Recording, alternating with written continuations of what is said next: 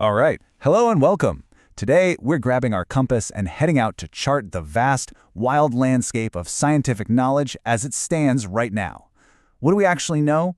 What are we on the absolute verge of figuring out?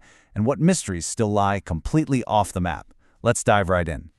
So our journey begins with a goal that is, well, it's almost unbelievably ambitious. This quote right here, it's from the Brain 2025 report.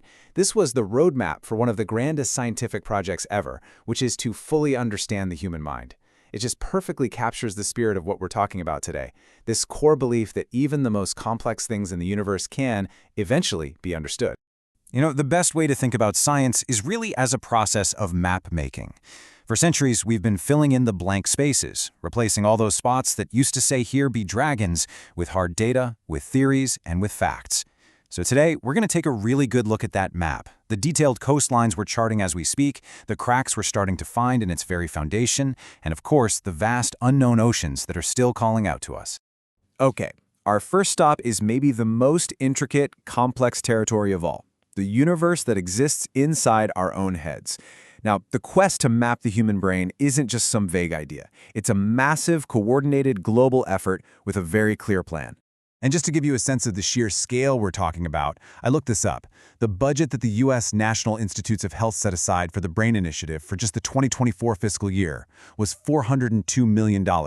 That's a staggering investment just dedicated to charting our own interior world. But, and this is a big but, as huge as $402 million sounds, it's actually a massive drop from the year before. See, in 2023, the budget was $680 million. That's a $278 million decrease, which, you can imagine, creates some pretty significant challenges for a project this incredibly ambitious. So what's all that money, even the reduced amount, actually for? Well, it's for this really specific step-by-step plan that was laid out way back in 2014. It's super methodical. You start by identifying all the different brain cell types. Think of it as the parts list. Then you map how all those parts connect into circuits. After that, you watch those circuits in action and try to figure out how all that electrical activity creates actual behavior. It's just a really ambitious but logical plan to deconstruct the mystery of the mind piece by piece. And look, this isn't just some theory on a piece of paper. The plan is actually working. It's leading to some incredible real-world discoveries. For instance, just a couple of years ago, a truly remarkable breakthrough was announced. Scientists might have found a key to turning back the clock on cognitive decline. So this breakthrough, it all centers on a protein called platelet factor 4, or PF4 for short. In studies on older mice, researchers found that this little protein, which is released by our own blood platelets, did two amazing things. It lowered brain inflammation, and it actually stimulated the growth of new brain cells. And the result? Better cognitive function. This is a direct outcome of that systematic mapping project, and it opens up a real tangible path toward new treatments for all of us. Okay, so on one hand, we're making this incredible progress, mapping the interior world of the brain. But at the exact same time, something really strange is happening on a much, much larger scale. It turns out the very compass we're using for our map, the fundamental laws of physics, is starting to point in two different directions at once. And this right here is probably the biggest headache in all of science. We have two theories that are both unbelievably successful. General relativity, which perfectly describes the universe of stars and galaxies, and then quantum mechanics, which describes the totally bizarre world of atoms and particles. The problem? They just don't work together. They're fundamentally incompatible. It's like having two different rule books for the same game. It means our entire map of reality is drawn with two kinds of ink that just don't mix. So because of this massive fundamental conflict, scientists are being forced to look in some really, really weird places for answers. And that's leading to these bizarre and fascinating new fields. And one of the most mind-bending has to be quantum biology. Right, so the idea of quantum biology just sounds wrong, doesn't it? As this quote from the Rail Society points out, weird quantum effects were always thought to be something that could only happen in super-controlled, isolated labs at temperatures near absolute zero. The idea that they could actually play a role inside a hot, messy, complex living cell was, until pretty recently, just dismissed outright. But now, there's growing evidence that they do, in everything from how plants photosynthesize to how our own enzymes work. This problem is so deep, so fundamental, that it's pushing some thinkers into truly radical territory. There are people out there who argue that the reason we can't unify physics is because our most basic assumption, that reality is made of physical stuff existing in space and time, is just plain wrong.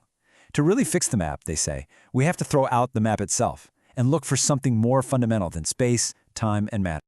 All right, so we've got cracks appearing in the very foundations of our map. So now, let's zoom out, way out, to the parts of our map that are still completely, utterly blank. These are the great acknowledged mysteries, the vast, uncharted territories of science. And if you really want to see the true scale of how much we don't know, just look at this. Everything we can see, everything we can touch and measure, every star, every planet, you, me, is what we call ordinary matter. And all of it makes up less than 5% of the known universe. The other 95%? That's dark matter and dark energy. Stuff we know is there because we can see its gravitational effects, but we have absolutely no idea what it is. Essentially, 95% of our cosmic map is just labeled, "Here be dragon." And the huge questions just keep on coming. Like this one, maybe the most profound mystery of all. How did a bunch of non-living chemicals suddenly organize themselves into life? We've got theories, sure, but no provable answer. It's a total blank on the map. Or how about something that seems so simple you'd think we'd have it figured out by now? We've known about blood types for over a century, but we still have no definitive answer for why we have them. There are some ideas, maybe linking them to disease resistance, but nothing's confirmed. It's a fundamental part of us that we just don't understand. And then there's this one, and honestly, this one just breaks my brain every time I think about it. We know the size of the observable universe, but that's just how far we can see. What's beyond that edge? Is it infinite? Is it just more of the same, forever? We have absolutely no way of knowing. The map has no border. Okay, for this last part, we're going right to the very edge of that map, to a place where rigorous science meets pure speculation, and where the ways we look for answers start to look very different. When it comes to the biggest unknown of all, are we alone out there? Science takes a very careful, methodical, step-by-step approach. It doesn't look for UFOs, it looks for evidence. For example, new studies are pouring over data from places like Saturn's moon Enceladus, looking for the chemical building blocks and the right conditions that could maybe support life. It's a slow, careful search for possibilities. Now, contrast that with this way of thinking. This is a real headline from early 2026. It's not based on data or peer-reviewed evidence, but on interpretations of prophecies. It's claiming a very specific event is going to happen on a specific timeline. And look, the difference here couldn't be more clear, right? On one side, you have science, which is methodical and evidence-based, focusing on just finding the conditions for life. On the other side, you have speculation, which is prophetic and anecdotal, and it focuses on predicting these dramatic contact events. One way of knowing builds the map carefully, piece by tiny piece. The other just declares that a whole new continent is going to appear out of thin. So, what's the takeaway here? Our map of what we know is this incredible but also kind of contradictory thing.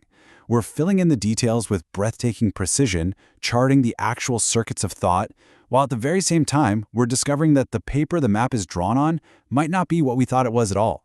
And that really leaves us with one final huge question to think about. As this great project of science keeps going, mapping everything from proteins to the cosmos, what's going to be the discovery that truly redefines our world? Is it going to be the result of a painstaking, multi-billion-dollar project like the Brain Initiative? Or will it be something from completely off the map, a discovery so unexpected it forces us to draw a whole new one from scratch?